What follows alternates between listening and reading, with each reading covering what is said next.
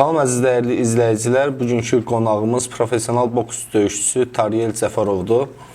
Tariyel bəy, xoş gördük. Hər vaxtınız xeyir olsun. Salam aleyküm, hər vaxtınız xeyir olsun. Öncə hər kəs salamlayıram. Hər kəsin hər vaxtı xeyir olsun inşallah. İlk öncə istəyərdik ki, özünüzü təqdim edərdiniz ətraflı döyüşlərinizlə bağlı. Neçə döyüşdə iştirak eləmisiniz? Hansı döyüşlərdə iştirak eləmisiniz? Bununla bağlı. Mən artıq deyim 8 ildir ki, professional boksla məşğulam. Professional boksda, peşəkar ringdə 44 döyüş keçirtmişəm. 36 qələbəm var, 8 məğlubiyyətim var. Neçə yaşından döyüşdəsiz? Ümumiyyətlə boksda 13-14 yaşlarından başlamışam boksa, həvəskar olaraq. 28 yaşından da keçmişəm peşəkar boksa. Neçə döyüşdə iştirak eləmisiniz? Professional boksda 44 döyüşdə. 36-sını qazanmışam, bəli. Onlardan 8-ini uduzmuşam. Bu kəmərlərlə bağlı istərdik ki, məlumat verərdiniz. Harda, hansı ölkədə almışsınız, hansı ölkələrdə olmuşsunuz döyüşlərdə? Ümumiyyətlə 16 ölkədə yarışlarda olmuşam, boks yarışlarında. Ölkəmi layiqincə təmsil eləmişəm. 11 dəfə titul çempionluq döyüşlərində iştirak eləmişəm. O 11 titul döyüşlərinin 8-də qalib olmuşam. Hazırda burada 6 kəmərimi gətirmişəm, 8 kəmərin çempionu olmuşam. UBO versiyasında Avrasiya və international çempion olmuşam. Avrasiya kəmərimi Pakistanın bir nömrəli idmançısından udmuşam. UBO international kəmərini Azərbaycanın əfsanəsi olan, düzdür, əvvəllər çox populyar, çox güclü boksçu idi. İndi yaşlandığına doğru artıq enam vaxtlarında Əli İsmailovdan qazanmışam. Sonra Aziya çempionu olmuşam, Bangkokda 43 qələbəsi olan döyüşçüdən udmuşam bunu. GBU versiyasında və VBS versiyasında dünya titullarının çempionu olmuşam. WBS dünya titulunu 21 qat Boliviya çempionu və WBC Latino çempionu Saul Farahdan qazanmışam.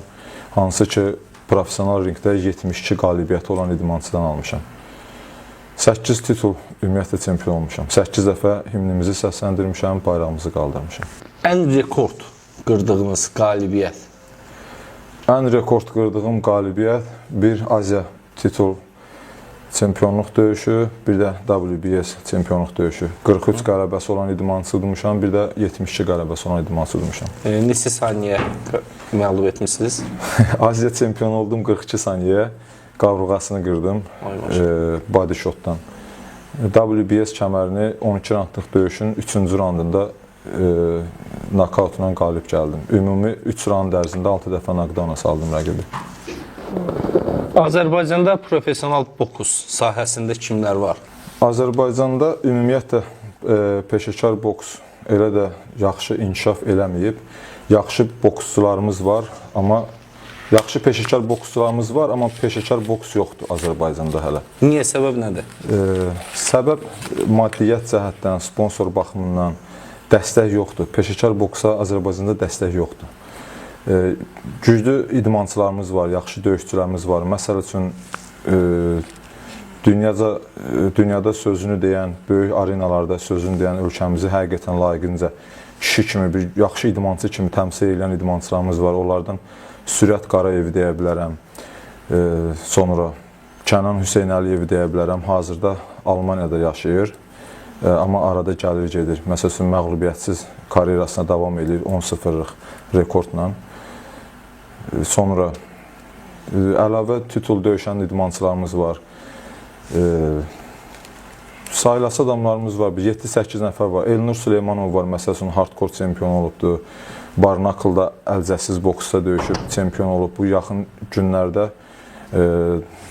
Ərəb İmarətin Dubay şəhərində təşkil olunan ən böyük təşkilatçıdan biri, Barnakıl təşkilatçılığı. Orada ölkəmizi layiqincə təmsil elədi. Ağır nokautla rəqibinə qalib gəldi. Yenə də fəxrimizlə adımızı qaldırdı. Boksçulara belə deyək, sponsorlar dəstək olmurlar. Yəni, sizin fikrinizdə nədir? Səbəb nə ola bilər? Mənim fikrimcə pul buraxmağa əlləri gəlmir, hamısı qazanmaq istəyir. Qazanmaq istəyirsənsə, sən birinci pul buraxmalısan ki, idmançılara sərmayə yatırmalısan ki, onlar inkişaf eləsin. Zaten onlar inkişaf eləyəndən sonra sən onlara xərclədiyin pulun 3-4 qatını qazanacaqsan. Bizdə bunu eləyənlər demək olar ki, yoxdur. 10%, 5% səviyyəsindədir. Necə deyim, peşəkar boks dünyada ən yaxşı biznesdir. Obyekt kimi, Loru da desə obyekt kimi, gələk pul buraxasan ki, nəsə sponsor əldə edəsən. Sponsor maliyyə, maddiyyat, maliyyə cəhətdən zəifçilik var. Ona görə də yaxşı idmançılarımız var, üzə çıxa bilmirlər, papaq altda yatırlar. Yəni, aylıq nə qədər pul xərcləyirsiniz ki, yəni daha güclü olasınız? Belə deyim də, professional boks amatorla fərqlidir. Çünki bir nəfərlə döyüşmək üçün sən 2 ay, 3 ay qabaqsızdan hazırlıqlara başlamalısan. İdman qidaları, yuxu rejimi, kampların hamısını düzgün şəkildə yerinə yetirməlisən. Buna görə də ortalama mən hesab edirəm ki, ortalama bizim ölkədə hazırlığa başlasan, haradasa sənə 1800-2000 manat pul lazımdır qidalanma ilə bir yerdə, idman qidalarına görə. Amma yoxsa təkcə makaronla kartof qızartmasından döyüşə çıxmaq olmur. Bunların fiziki hazırlığı, döyüş hazırlığı hamısı çətindir. Qıraqdan hasant gəlir insana. Bir döyüşçüyə görə sən yarışa hazırlaşmaq üçün 10 nəfərlə, 12 nəfərlə sparring etaplar keçməlisən. Hər sparringin 12 round, 14 round, 16 round sparringləri görməlisən ki, bunlar hamısı da bəzən zədə də ala bilərsən, travma da yaşaya bilərsən, ya uğurlu da keçə bilər. Amma efirdə görsənən üzü, çıxdı bir döyüşdü, utdu, ya uduzdu. Amma ayların əziyyəti var. Amma o bir döyüşə qədər arxada nə hazırlıqlardan, nə etaplardan keçir, hansı çətinlikləri görür, onu heç kəs görmür. Tanınmış boks döyüşçülərindən, kimlərlə döyüşmüsünüz? Tanınmış boks döyüşçülərindən Əli İsmayılovla döyüşmüşəm. Azərbaycanın keçmiş ən yaxşı boksçusu, top boksçusu olub. Düzdür, indi yaşdaşıb, amma Əli İsmayılov yenə də Əli İsmayılovdur, fəxrimizdir. Qarşısında baş əydi. Bir də 21 dəfə Boliviya çempionu, WBC Latino çempionu, Boliviya, Latin Amerika boksçusu Saul Farahla döyüşmüşəm, tanınmış boksçulardan. Məğlub olmuşsunuz, yoxsa qalib olmuşsunuz? Qalib olmuşam, ikisində də. İkisində də qalib olmuşsunuz. Dediyim kimi, bu UBO versiyası international kəmərini Əli İsmayılovla vuruşdum. WBS dünya kəmərini isə o Boliviya idmançısıyla vuruşdum, qalib oldum. Birinci roundda məğlub elədiniz, yoxsa? Birini birinci roundda, birini üçüncü roundda. Neçə saniyə, 46 saniyə dediyiniz? Yox, 46 saniyə budur. Aha.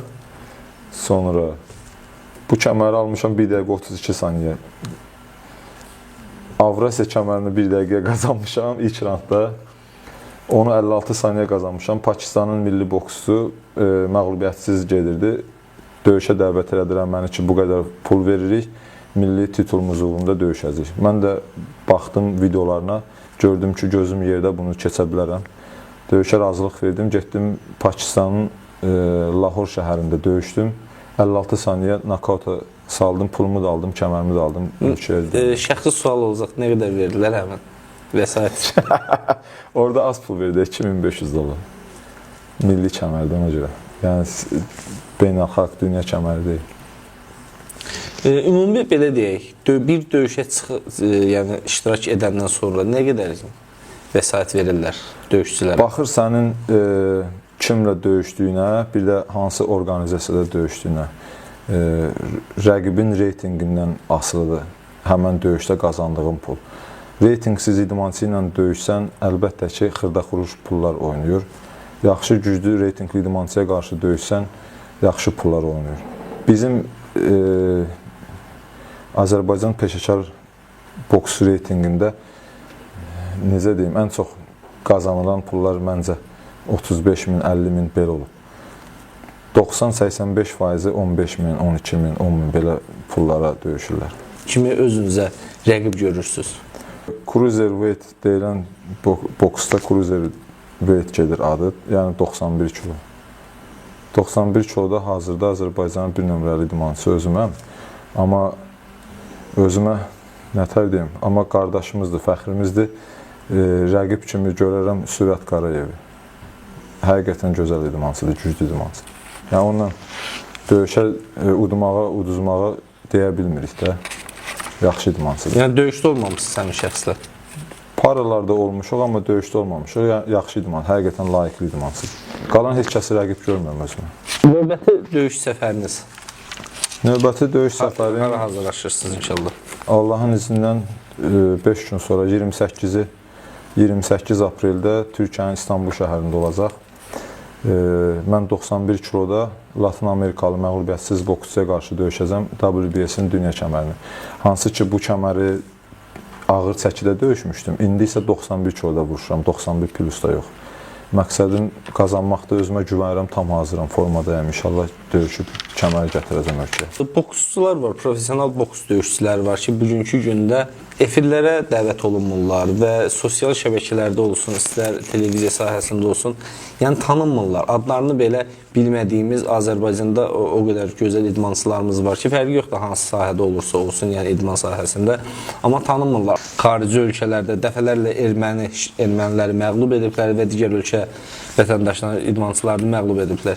Yəni buna səbəb nədir? Niyə tanınmırlar? Niyə önə çıxmırlar? Önə çəkən mi yoxdur? Bunların səbəbi boksçularda deyil. Məncə səbəb hansı ki, bu sosial medialardadır. Səbəb səhv deyim də, səbəb səhv olaraq həmən bu televiziya kanallarındadır.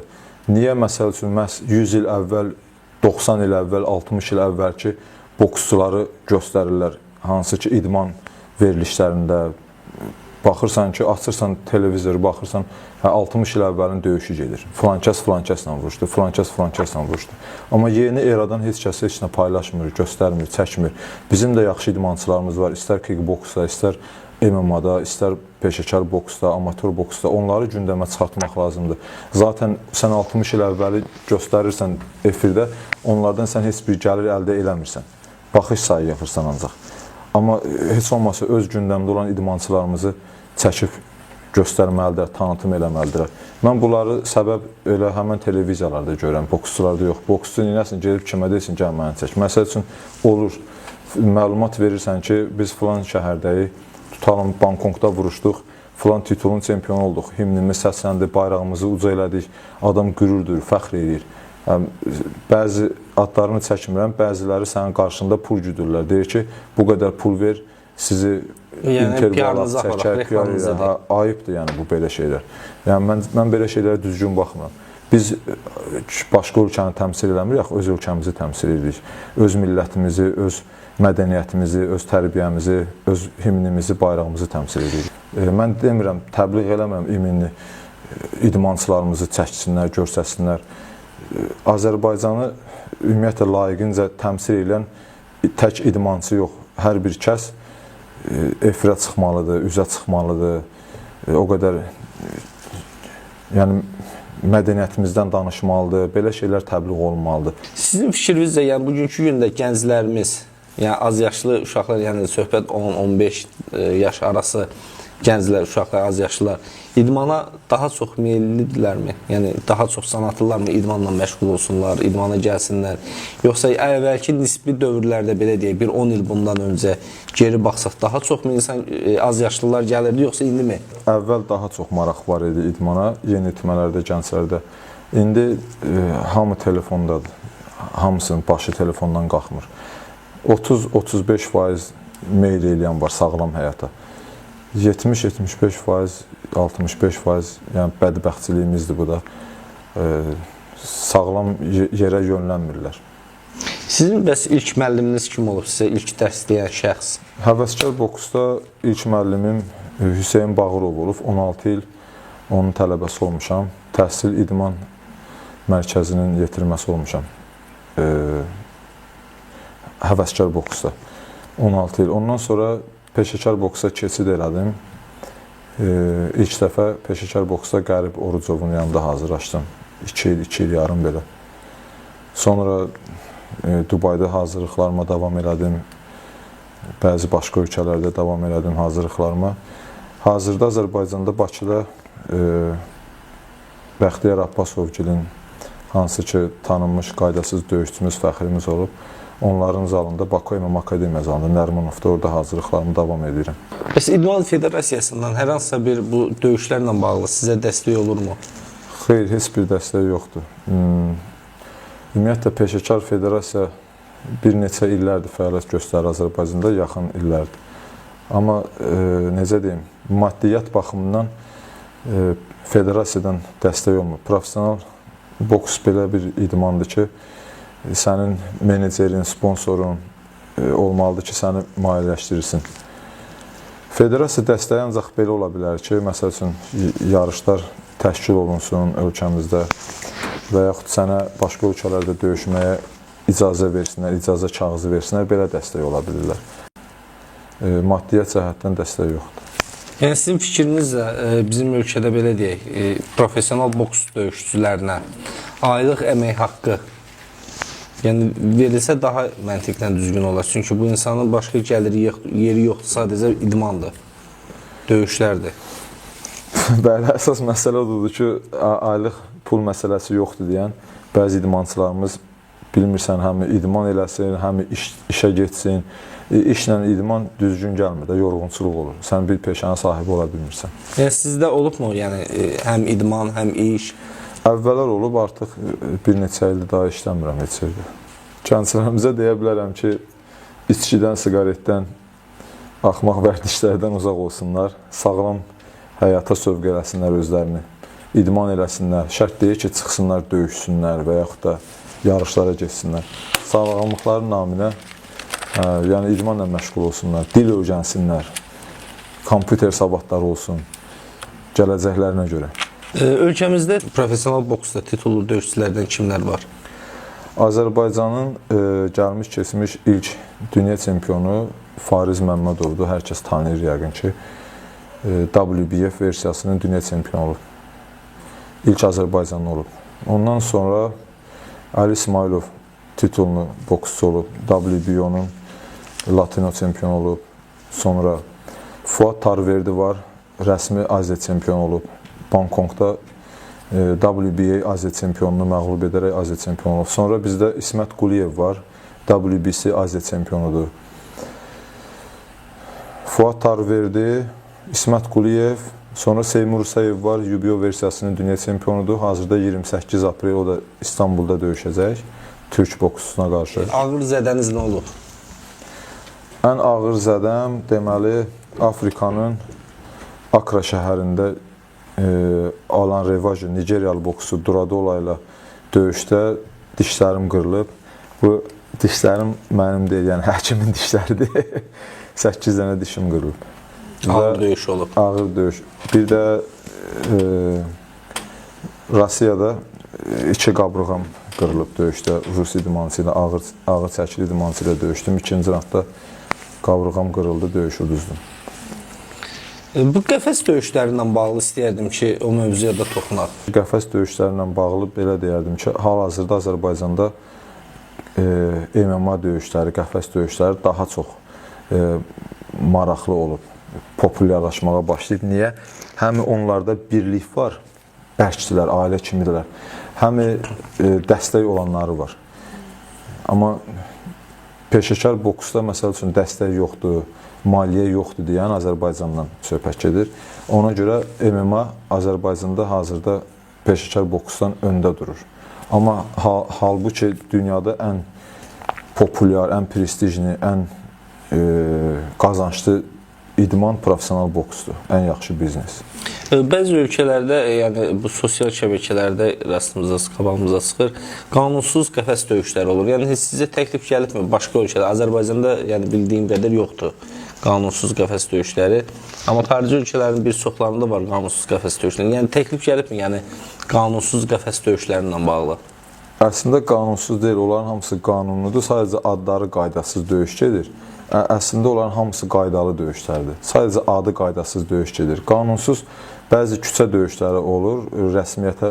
Rəsmiyyətsiz də, rəsmi heç bir lisenziyası olmadan döyüşlər var. Onlar da ki, bizdə yoxdur, düzdür.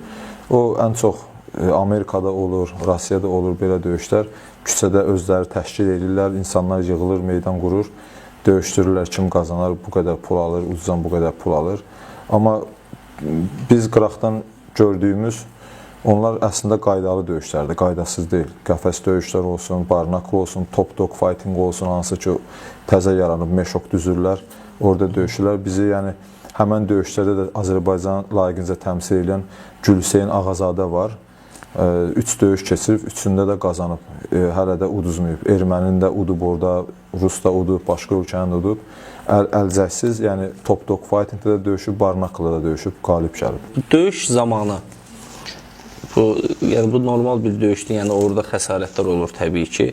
Yəni elə olubmu ki, yəni ölümlə üz-üzə gələn bir rəqibiniz olsun və yaxud da siz özünüz yəni ölümlə üz-üzə gələsiniz. Yəni ağır zədə alasınız, ağır döyüş keçə. Ölümlə üz-üzə gələn rəqibim olmayıb, amma Bangkokda Aziya titulunda döyüşdə rəqibin qabırğasını qırmışam. 4 gün sarıqda qalıb, məsəl üçün həkim nəzarətində olub. Ümumiyyətlə ölüm olan döyüşlər ən çox professional boksdadır. Daha çox ölüm hadisələri baş verir. Onun məsuliyyətini kim daşıyır həmin o döyüşdə? Onun məsuliyyətini orqanizasiya, promotor, təşkilatçı bunlar daşımır əslində. Çünki məsuliyyəti boksçu daşıyır. Öncədən federasiyadan öz icazələrini, razılaşmalarını alırlar və həkim yoxlanışından keçirlər döyüşdən qabaq. Hər bir kəs döyüşdən bir həftə, 10 gün qabaq həkim yoxlamasından keçib baş MRT-si testidir, qan analizləridir, hepatitlərdir, ümumi tibbi araçlarını hansı ölkədə yarışda olsansa, həmən ölkənin federasiyasına təqdim edirsən. Qan analizləridir, tibbi araçdır, bunların 6 ay müddət olur, beyin MRT-sinin 1 il müddət olur. 45 yaşa qədər. 45 yaşdan sonra 6 aydan bir beyin MRT-sindən keçməlisən, əgər döyüşçüsənsə. Nəyə görə? Çünki bunlar hamısı şərtdir.